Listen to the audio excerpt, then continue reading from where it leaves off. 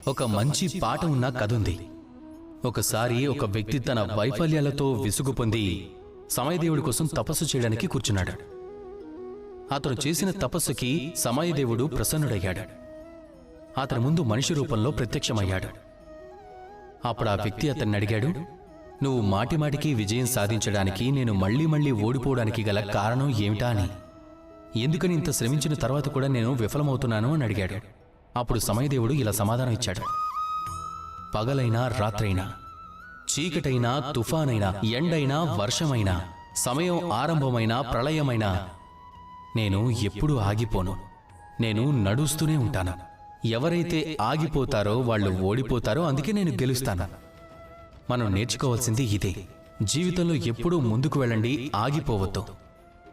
మీరు కాసేపు ఆగిపోవచ్చు, విశ్రాంతి తీసుకోవచ్చు, మళ్ళీ మీరు శక్తి పుంజుకోవడానికి, కానీ ఎక్కడ ఆగిపోవద్దు. నిరంతరం కర్మలు చేస్తూ ఉండండి, పరిశ్రమిస్తూ ఉండండి. అప్పుడే ఈ ప్రపంచం గుర్తుంచుకుంటుంది.